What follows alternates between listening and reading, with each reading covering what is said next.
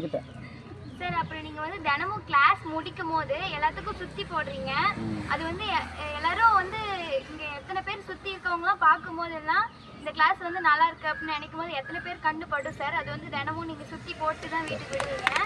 அப்புறம் வந்து ஸ்டூடெண்ட்ஸோட பாதுகாப்பு உங்களுக்கு ரொம்ப முக்கியம் சார். வீட்டுக்கு போகும்போது வேற யாராவது ஒருத்தவங்க புதுசா வந்து கூட்டு போக வந்தா கூட நீங்க வந்து அவங்கள விசாரிச்சுட்டு தான் நீங்க விடுவீங்க. அப்புறமேட்டுக்கு வந்து நீங்க யாராவது ஒருத்தவங்க நடந்து போறாங்க அப்படின்னு சொன்னா நீங்க வந்து தனியா விட மாட்டீங்க. நீங்களே பைக் எடுத்துட்டு போய் கூட்டு போய் விடுவீங்க. யாருக்காவது உடம்பு சரியில்லைன்னா நீங்களே ஹாஸ்பிட்டல் கூட்டு போவீங்க. அப்புறமேட்டுக்கு யாராவது ஃபீஸ் கூட லேட்டா கொடுத்தா நீங்க அப்புறமேட்டு கொடுத்துருங்க. ஆனா லேட் பண்ணாலும் பரவாயில்ல, நீங்க பொறுமையா கொடுத்தா போதும்.